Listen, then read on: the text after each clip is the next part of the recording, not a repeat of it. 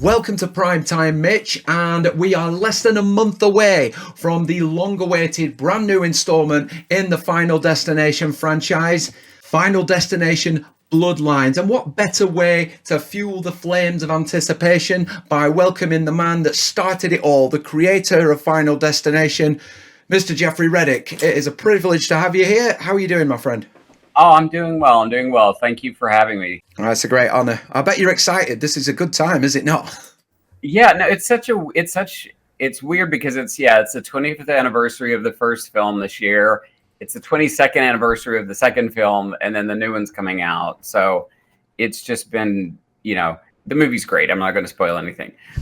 So it's worth the wait, but it's just kind of a surreal year, and just has me doing a lot of reflecting on all the great filmmakers that have been part of building this franchise over the years, like from James Wong and Glenn Morgan in the first one to the great team that we have on this new film. It's just, I can't believe it's been 25 years. And then Tony, obviously Tony Todd, who is just an icon, but also a dear friend of mine. This was his last film, and it's just such a blessing to have him be in the film and give him the right send-off kind of thing. Right. Yeah. It's a very special time. A lot of emotions, mostly gratitude, but and excitement. But with Tony, it's bittersweet. But absolutely. I know quite a bit about how you started and everything, and I thought I'd take us back before we come back to talking about Bloodlines. I'm a huge Nightmare on Elm Street fan, and I know that this was sort of the thing. There we go. I did have mine on. I've got my big Freddy up there right over my TV. So yeah, I created it. But funny, I wear my shirt. That's it. I've got about 5, and I chose not to wear them. Just ridiculous. But you mentioned it being sort of a favorite. The story of the script that you gave in to New Line. I think that was absolutely amazing. I've heard you talk about that before. And what I really wanted to know about in terms of that, I've heard you talk about the rejection side of things. And yes. I've experienced some of this before. So this is almost like a sort of a personal question, really. But I went from sort of, oh my God, I suck, I'm not good enough and everything, to actually, no, you suck, to everyone else that doesn't want to accept my talents or whatever. And I wondered, can you relate to this? Because I ended up being sort of annoyed that worse ideas or less talent or whatever, when they achieve something. Do you relate to that sort of transition between, no, it's not me, it's just not the right time, or it's not the right material? How do you sort of cope with that? Because I'm really curious. It's a process, because I was very young when I started at New Line. And so I was like 19. So I got to work inside of a studio, and I have to say, like, especially in the late 90s, 2000s, when I started at New Line, like it was a like creative person's dream. Like it was, Bob Shea, who ran the company, loved films. Sarah Risher loved films. Mike DeLuca, who was doing development, and Janet, like all the people that worked there at the time were film lovers. So it was kind of a filmmaker's dream to work at a place like that, because they really did go for like the quality of the script. And you'd get a script in, and somebody would be like, well, nobody wants to see a movie about a black vampire slayer.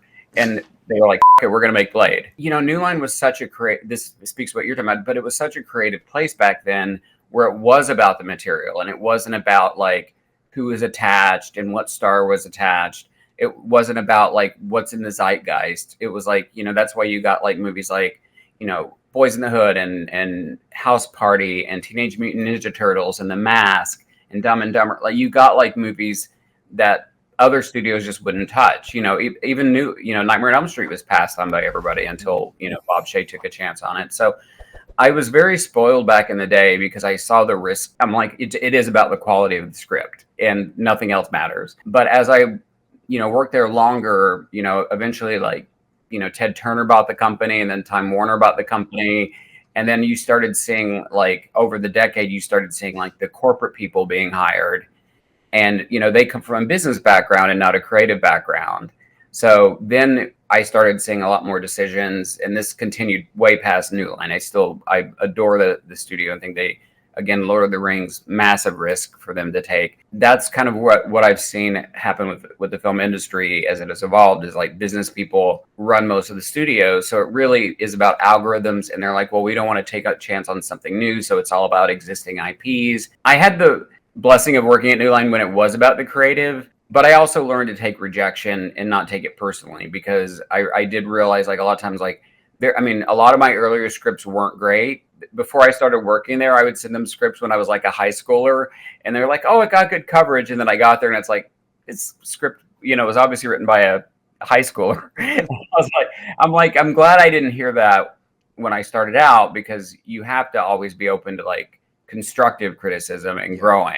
But it did start getting harder when everything started focusing more on like, well, who's the director and who's the star, and it became more not about the quality of the script. It's more commercial sort of thing.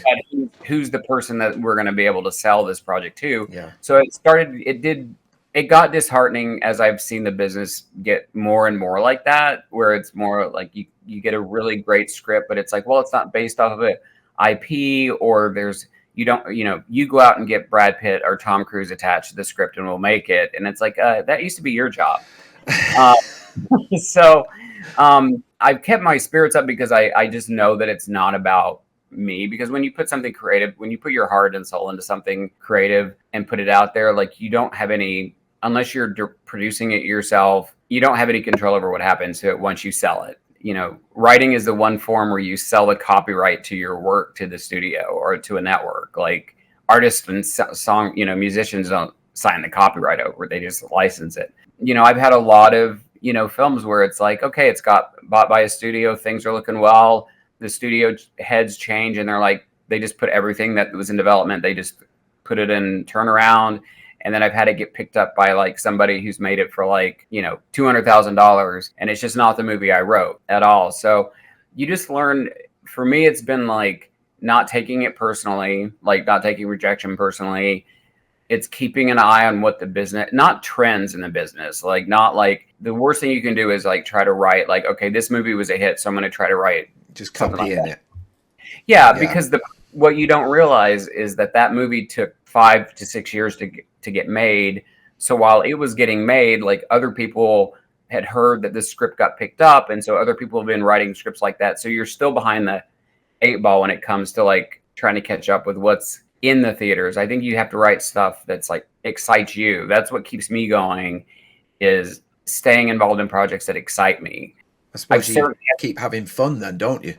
Yeah, because trust me, there's been long stretches, especially when you've had movies that are picked up and it looks like they're going to go and they fall apart at the last minute. It doesn't matter how strong you are and how much faith you have, like, it still like can knock the wind out of your sails. So it's and then you take jobs where you're like, I'm just taking this for the money, which is never a fun thing to do. But again, you don't want to complain because you're blessed enough to be making a living at doing what you love doing. So it's like, you don't want to complain, but you still have, like I said, it still takes the wind out of your sails if you're not in that place where it's just like fun and you're enjoying it because you get to be fully yourself creating.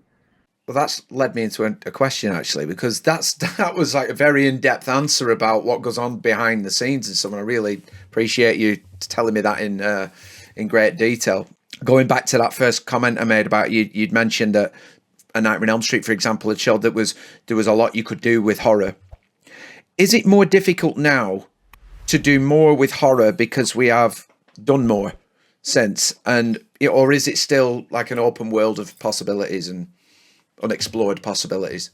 I think it's still an open world because what I tell people is like, there's universal stories that will touch everybody.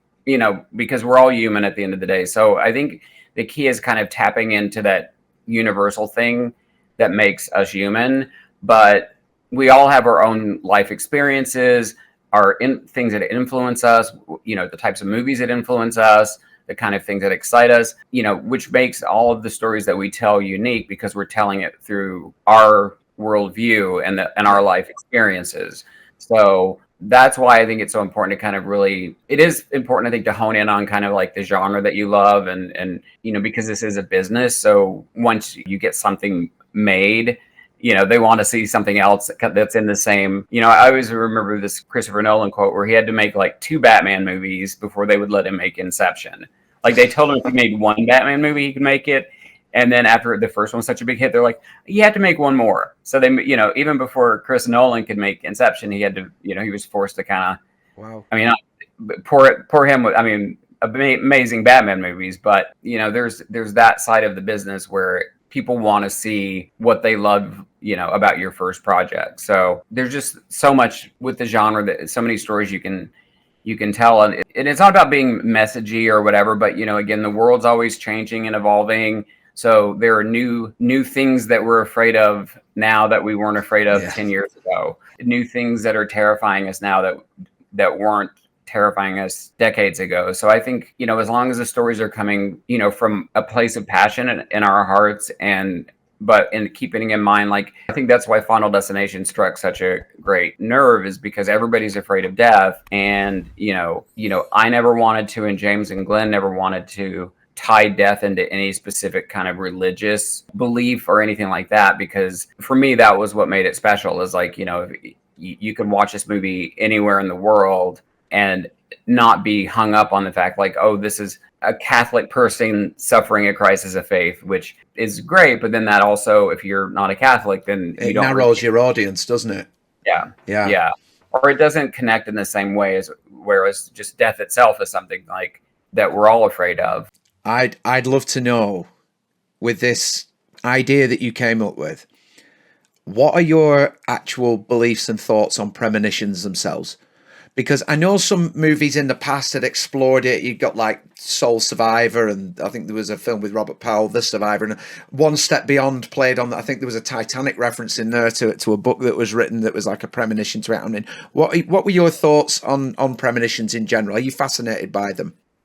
I've always been fascinated, started off with Greek mythology, and I'm a Baha'i. My religion is a Baha'i faith, so we certainly believe in, the afterlife, and that the spirit goes on, once we leave this world. I do believe that we're all kind of connected on some kind of level, no matter whatever your beliefs are, like, even if it's just scientifically Big Bang, we've all kind of come from like one source, and I think we're all connected. So I've not had premonitions, but there have been times like where like somebody will pop into my head that I haven't thought about in 6 years, and then I'll get an email from them. Or I remember I was walking in New York, and for some reason I decided to, like, I didn't want to go to the coffee shop that I usually go to. I wanted to go to a different one and try something different. And so I just went around a different corner, and I bumped into a friend of mine from like high school who was visiting New York. And so things like that, where it's like, it can't just be a coincidence, No. Like, so things like that, like, more affirm to me, like, we have like that we all are all connected on a level that I don't necessarily understand or know. But yeah, like I tried when I was young, big comic nerd too. I tried to telekinetically move stuff, and I tried that stuff. Yeah, it never worked.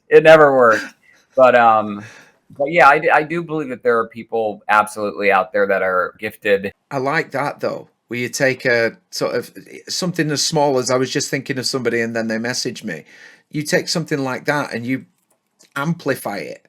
You're almost like taking a small seed and creating a forest out of it. Just a small thing that probably happens to everybody every day.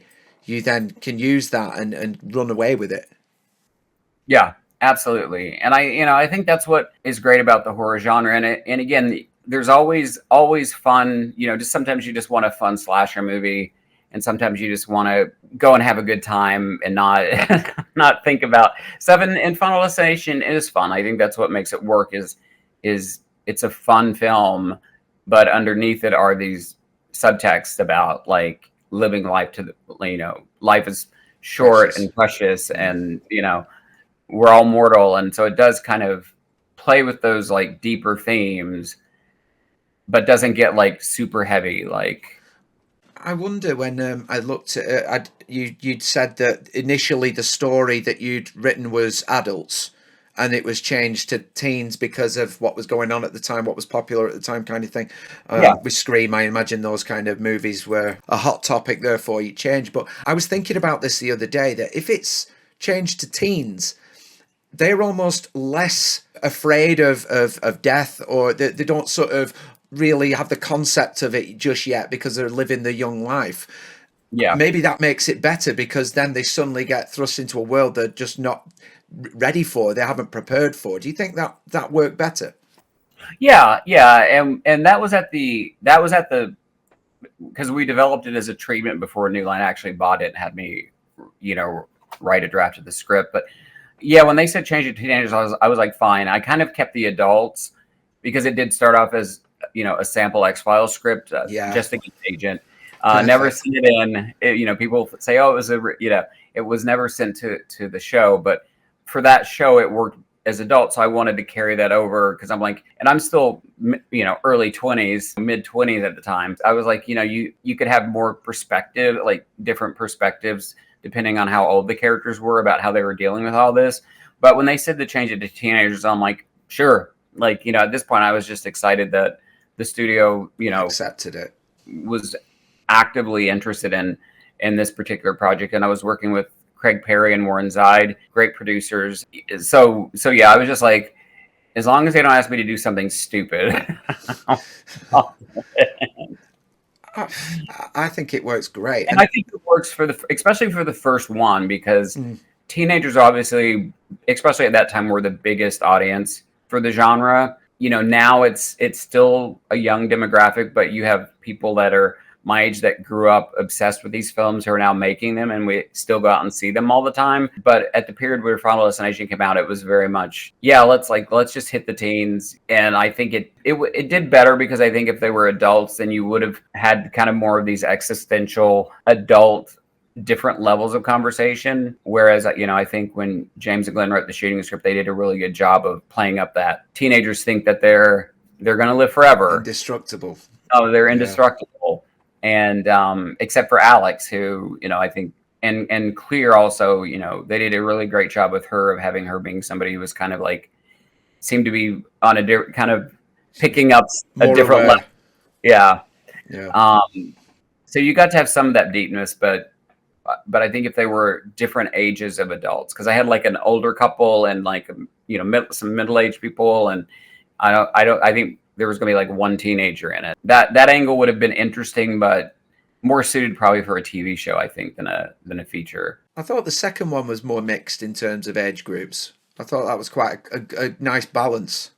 Yeah, well, that's what was fun about working, on the story for the sequel, because probably the second week of the film, I knew they were going to do a sequel, so all right, let me think of a basic story that has everything that I love about sequels in it. So I wanted to pick up, obviously, on the 1 year anniversary, but I wanted to start off with a group of teenagers that you thought Kimberly and all of her friends in the van were going to be the leads, and then I wanted to kill them off, and then focus on the adult characters. So we kind of got to go back to what I had wanted to do, and I wanted to expand the mythology, to show that these people wouldn't be alive if it weren't for the deaths of. That is my favorite bit about the sequel. I wasn't actually going to talk about this, but I have to say it now, because I love that connection between them and the first. It's so unique. They wouldn't be there if it wasn't for the sacrifice, the life sacrifice of the ones in the first one. Yeah. Was that something you were always going to do, or did you just sort of connect the dots gradually? No, that one, because with the first film, it was such a intense development process with Craig Perry and the studios, really going through it. Because I remember, one of our big fights too was originally there was nothing that showed any kind of physical form of death or anything. And, there was a shadowy something would move by or whatever. And the studio was like, we can't not show death. We absolutely can't. There's no way. So we went back and forth and fought about it for months. And then finally, as a compromise, I kind of created this angel of death character that you saw. It wasn't killing any of the kids, but it halfway through the script, once Alex figured out they were dying in the order that they would have died in the crash, this kind of shadowy figure kind of showed up and was kind of taunting him a little bit.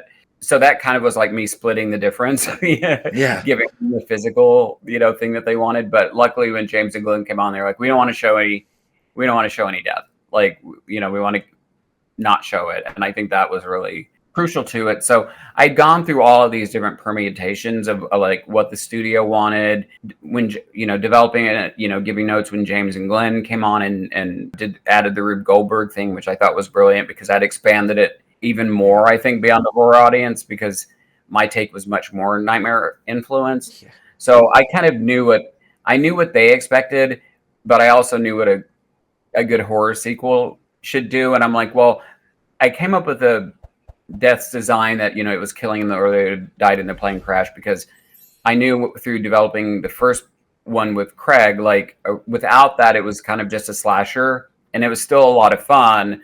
But Craig's like, come up with something. I feel like it needs one more twist or one more tweak to like really knock it up a notch. And that's when it hit me one night. I was like, oh, what if they're dying in or they would have died in the crash? And that gave Alex like a reason to like investigate it, have hope that they could defeat it. So I knew with this second one, like since my brain was already in this world so much, I was like, well, the tying in their fates, to the original one, bringing back Clear and I brought back Alex both in my initial story. So that kind of, I had figured that kind of out as kind of the twist of the story, was that we realized that they were all tied in, because the movie is all about like connection and fate and destiny. Yeah, that part was pretty easy for me to come up with. So yeah, I was really happy with that framework that I came up with. And then these really great writers, Jay Mackey, Gruber, and Eric Bress, had a different take where they took it in more of a fun direction, because I was still like keeping it in the same kind of tonal, kind of serious, dark mood of the second one. And they had a take that, took what I had, but took it in a more fun direction, which I'm actually really glad they did, to be honest, because the second movie's just my favorite. Yeah, it's great. It's just the log truck. I was so excited. You should be very proud of that. Yeah, no, I was very excited about that. And then Eric and Jay just wrote like a really like witty, fun script that was still like intense, but it was more of a roller coaster, kind of a fun roller coaster ride that's kind of set kind of the tone for the franchise. I have a question, actually. You talked about compromising in the first script. Am I right in saying that the first script, it was they were sort of, they had the survivor's guilt and they'd done it themselves? Yeah, it was very Nightmare on Elm Street influenced, where since death didn't kill them the first time, it started preying on their survivor's guilt. So each character would start in these very Nightmare on Elm Street reality bending ways, start being tormented by their survivor's guilt or something that they had done. And they would end up like Todd, for instance, in the film hangs himself or gets hung in the shower, but accidentally through the room. But in my script, like he intentionally kind of rigged a noose up in his garage, and he was like confessing to his father, who was a priest, over the phone. Like he'd called his father, and he's like, I'm really, because he'd done some stuff he wasn't proud of, and his father's driving home frantically, and when he hits a garage door, it's like, he ends up hanging his own son. So it's definitely a lot darker. Yeah, it's very dark. But I will say, the first one, to me, I may be wrong on this, and I hope I'm not, but the first one is a lot of the happenings in that, it's made to look like they've either done it themselves or it's somebody else. Like they think that Todd's done it to himself. They think that maybe Alex has caused the Mrs. Luton's death. It's almost like it's disguised to look like something else. Whereas as the franchise progressed, I noticed it was just more, when your time is up, it's up kind of thing. Yeah. No, that was still that was definitely something that was part of the kind of the DNA of the first one too. Is like they did look like, death was getting them a different way, but they still, they did look like suicides or accidents. And at one point, I think they were thinking maybe these kids were like, some kind of death pact or something. It was like roller coaster. Death was always covering its tracks. I've got to ask you, because one of the things I love about Final Destination the most is it creates a household name. And what I mean by that is, like, for example, if you're at home and a cup falls into the sink and a glass breaks and the glass comes at you, first thing you think, wow, that's some Final Destination shit there. I mean, and same with the log truck. When you're driving behind the log truck on the road, your thoughts go to the movie. How important is it to create a lasting memory with a movie like that, you know, where it's, and again, you know, the question from earlier, is it more difficult nowadays because so much ground's already been broken? It's always tough because I don't think it's hard. It's, you know, everything has been done. Every story's been told before. So I don't necessarily think it's harder. Barbarian always jumps into my head, you know, like, love that movie. It was so different. Same story. Studios wouldn't touch it. Boulder Lights Pictures comes in. Roy Leon saves the day and makes the film. And, you know, I just remember that was a movie where if you tried to sell that to a studio, they would be like, I'm not going to spoil the movie, but they would be like, we can't make this because it doesn't follow a traditional structure of a movie. But that movie, you know, again, with the marketing, you thought you were going to see something, and then plot twist, like, it turns into something completely different. Yeah. And I think that's a great example of a movie that is really outside the box and created like a really visual like impact, and had that scene that we won't spoil that everybody was like, holy crap. So I still think you can do that, but I think it's more about the story. But it you know, also every franchise has their thing. So with, you know, like the Nightmare on Elm Street, you have the glove and Freddy and you know, you have Chucky and his thing. So with Final Destination, it's more about, like you said, this kind of this idea that death's all around us all the time, and if you see something weird happen, you're like, oh crap, or oh, I have a weird feeling about this. So I've had people say they have a weird feeling about taking a trip and actually didn't take it after they saw the movie because they just saw the movie.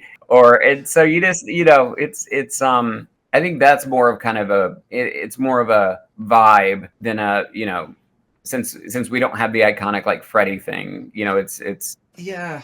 I think it must be nice to create something that people always reference back to. I mean, like with Freddy, I mean, you could grow your fingernails really long and somebody'd call you Freddy Krueger, or, you know, or oh, I had a really bad nightmare last night. Oh, was it Freddy? I see the same with Final Destination. If something happens at home that I nearly get hurt from, it's Final Destination, and you're always in people's minds, and that's what I love about it.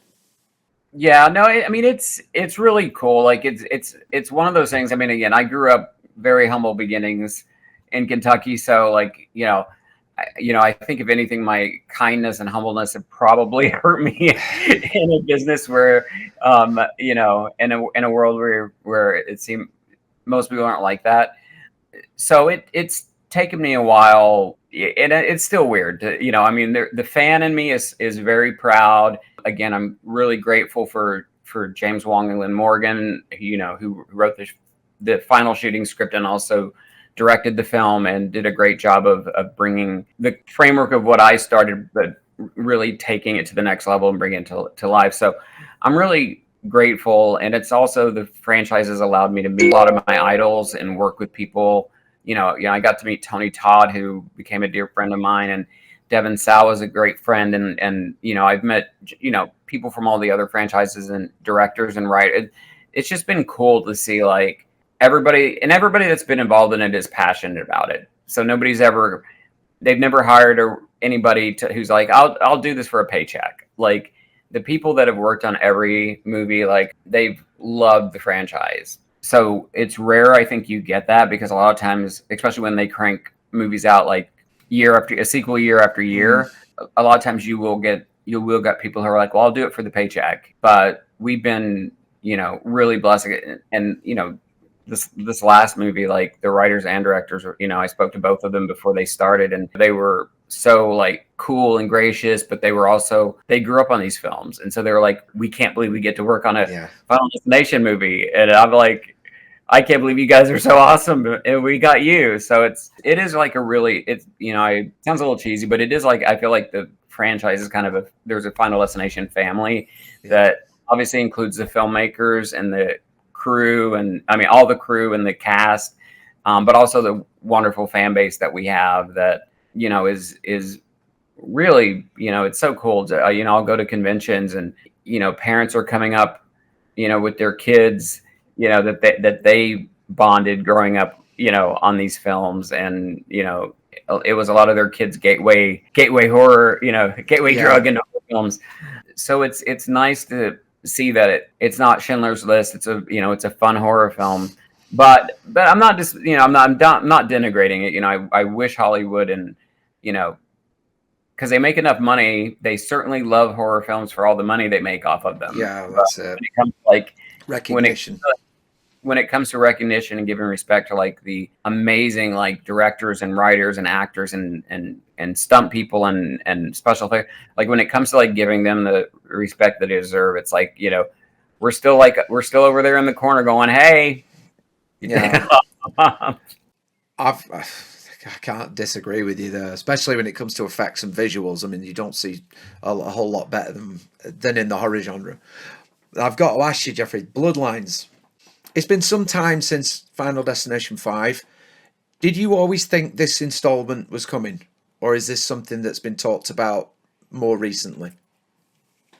I knew at some point they were going to make a sequel. I knew that there was the fan base for it. I think they haven't made a sequel, not because they haven't quite found the right story, because there have been some really good stories that have come along. I think it's a lot of it's been a matter of business. Like the Final Destination movies aren't Blumhouse $5 million films. So I think a lot of the reason it's taken this long has been because of just they don't want to spend the extra money. Because we've had some cool stories, but I will say again that the part of me that does believe that everything happens for a reason and happens when it's supposed to, like the fact that so many, again, the anniversary, even this 22nd anniversary or the second movie, like all of this kind of happening at the same time just feels like so kismety, like it was meant to be. Yeah, the irony of that. The irony of it. But also I do feel like there have been some other really strong scripts written that I've read, but I do feel like this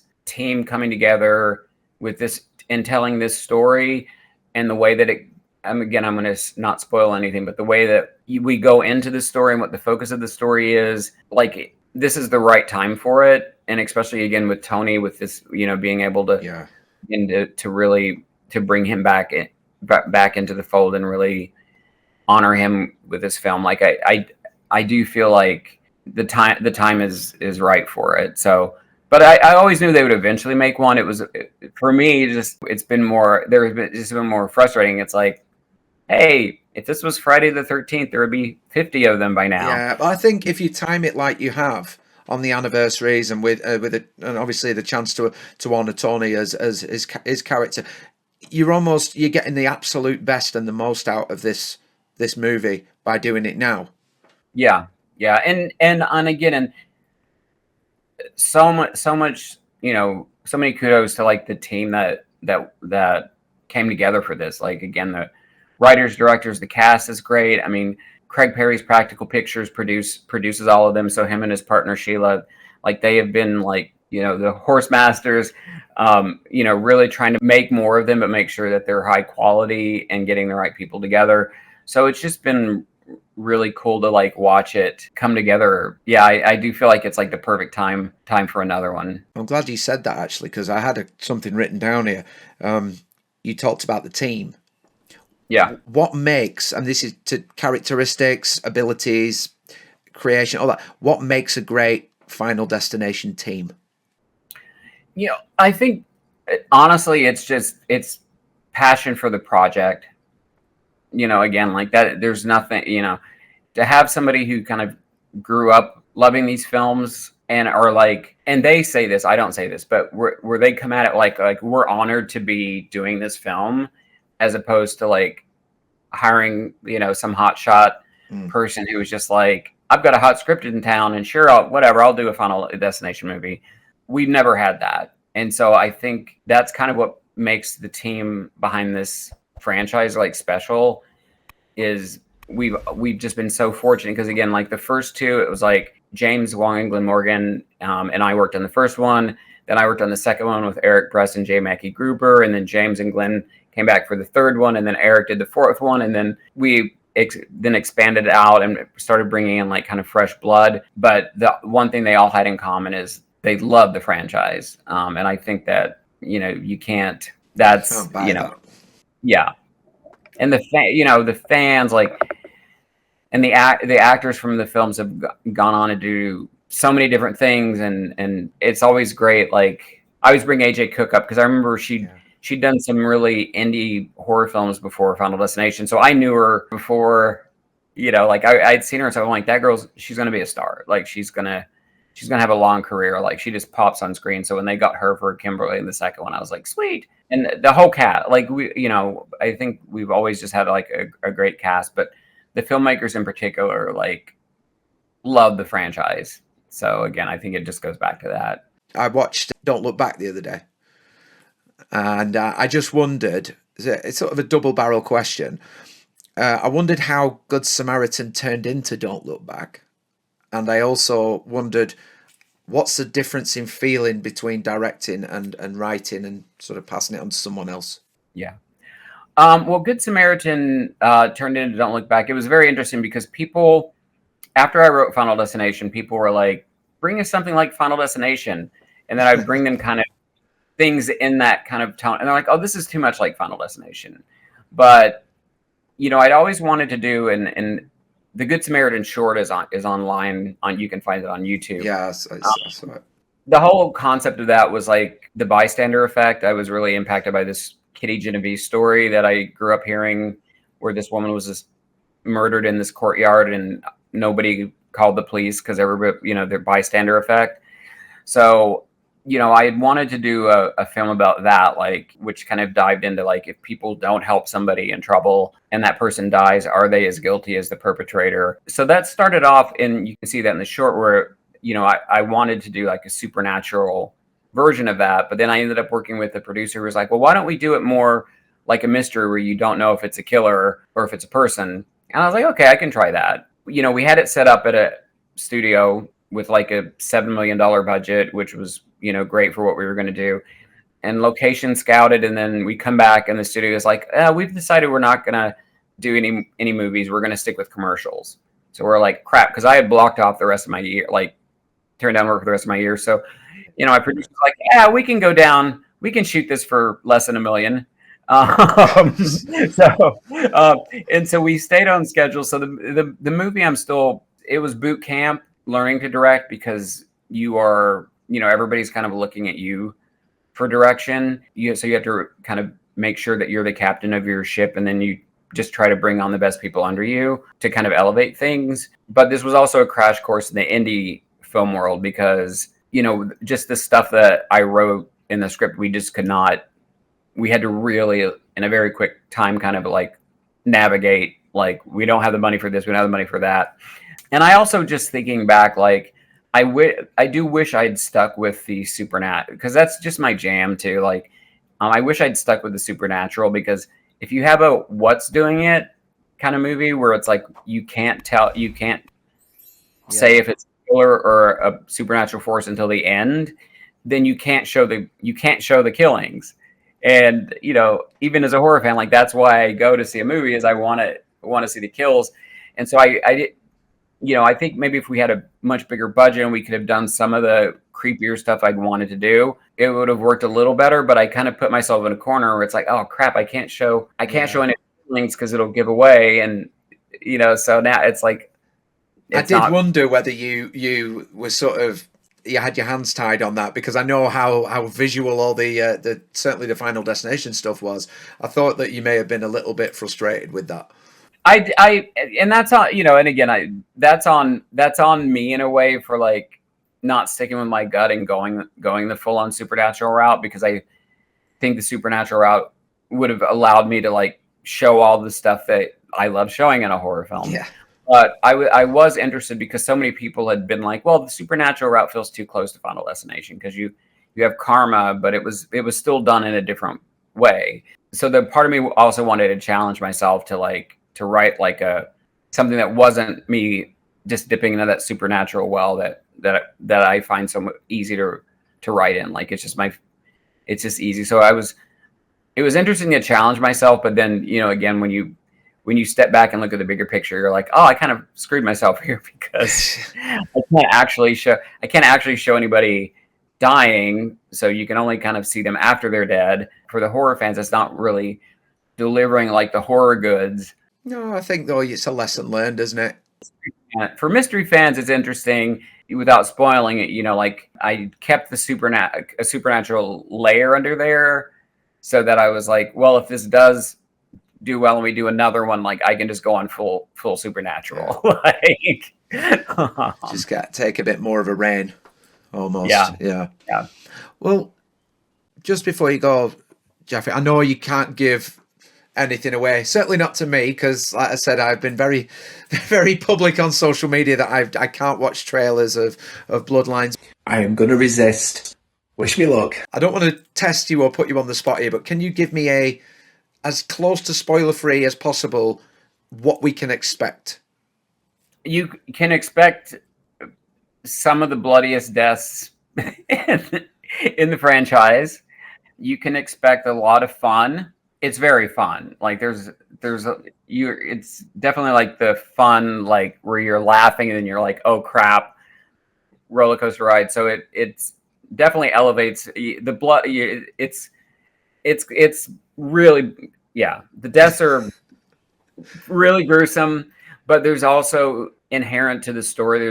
There's like heart to it, and like some depth to it that, because it's called Bloodlines for a reason. That's all I'll say. And so there's an element there that we haven't seen in the Final Destination movie before, just by the inherent setup of it, that adds like this emotional level that will get you. I've always loved the fact that there's a story running through it. It's never just mindless violence. There's always something deeper there to look at, and the characters are always pretty strong as well. Even though throughout the franchise you're knocking them off one by one, they've got their own little quirks and their own little personalities, which sometimes I imagine it's a bit like I mentioned in a video previous. With A Nightmare on Elm Street, the kids were always they had their own hobbies and interests, which then you could tailor the dreams to suit, going into that kind of thing. With Final Destination, you've got like the gymnast, for example, and things like that. You can use their hobbies and their interests, and I think that's a really, it's a massive thing for the movie. It means they can keep going with that. Oh yeah, absolutely, and that's part of again the fun of these movies is you do, well, in a kind of a Nightmare on Elm Street way. It's like the everyday things can kill these people, but the reasons that they're in these situations, usually tie to something that each character, is passionate about, or whatever their goals or wants are. So they're not just like, and again, there's nothing wrong with being, a bunch of pretty people thrown out in the woods with somebody taking you with an axe, but they're not just people that are thrown out in the world and death's just knocking them off. Like it's always, it's interesting that you get that layer of their deaths do oftentimes loop back into what their character's passion is or what they want to do. So, but yeah, just a lot this is definitely like the biggest Final Destination, as far as scope goes. But yeah, it's in IMAX. Would you say it was the biggest one of all time? In the grand scheme, I don't want to set up people's expectations. Like, no, true. No. They go back and say, "Screw you." Yeah, I would say I never know if we'll top the log truck scene from part two, but this one is like definitely, as far as like emotions, like cool story, bloody scares. It's like the total package. Yeah, it's the total package, like, and then some. Because again, the writers and directors were, again, they knew so much about the franchise already. They were already fanboys and girls, so they just brought their just A game to the table. So yeah, it's going to be worth the wait. I can't wait for everybody to see it. Oh, I can't wait to see it. It's something that's been a nice tradition for me. It was I go to watch it with my dad. We don't ever watch movies at the cinema together. We watch them at home, but this is the only one we ever go out to watch. So it's a really close to home thing for me. But I just want to thank you, Jeffrey, for coming on and talking about this movie as limited as you could be, but also letting us in to the stories from previous films and talking about the franchise and your sort of, I think there's a lot of good advice in there as well, and a lot to think about. So thank you. And just quickly before I wrap this up, is there anything you want to talk about that you may be working on in the future, and where we can find it and where we can look for it? Well, there's a new movie coming out that I produced called The Other that I'm really, really excited about. Quiver's releasing it, and so they'll be announcing the release date on that soon. And another one, New Fear's Eve, which was like this indie film that I shot in Kentucky that we're locking distribution on. But I have a couple of original projects that are moving forward, and a pretty big project that's going to be announced in May that I'm producing. So I'm so close on a lot of stuff. But I've also had the carpet yanked out from under me enough to know that until like the green light happens. But you know, The Other, definitely like kind of check that out. And you can follow me on social media. I'm Jeffrey A. Reddick. You know, I'm on X and Instagram, and trying to get with the blue sky. There's so many now in the thread. And it's just hard. So, but yeah, you can reach me because I definitely post like updates if I have something to post, but I'm also promote like other films that I love, and like, you know, supporting other horror filmmakers is really important to me. So, you know, if I see a movie that catches my eye or that I love, I'm out there, you know, blasting the horn, like the flag for it. Yeah. Go see it in the theaters, you know, like, so yeah, so you can find me most active on X and Instagram, just because again I'm so busy. It's so hard to, you know, it's easily accessible, isn't it? I don't have a social media like person who's like handles all that stuff for me. So, I wish I did. Yeah, no. If you don't, I definitely don't. yeah, no, it would be nice, because then I could do more. But Instagram and X, I just kind of, those are the two that I've been the most active on, and so I just kind of find myself. Anything that you do put out there, I will make sure that I share it as much as I possibly can. Any links to your socials I'll put down below for people to go check you out. And yeah, just keep doing great things, because you've certainly done a lot for me and for many others in movies. So I really appreciate your work. And that's it. It was a joy. Thank you very much, sir. No, my pleasure. My pleasure. Thank you so much for having me on. Thank you, guys. If you enjoyed the video today with myself and Jeffrey, please click that like button and the subscribe button. Hit that notification bell for more videos in the future. But for today, we are on the road to Final Destination Bloodlines. From myself, Mitch Cassidy, and from Jeffrey Reddick. Thank you, guys.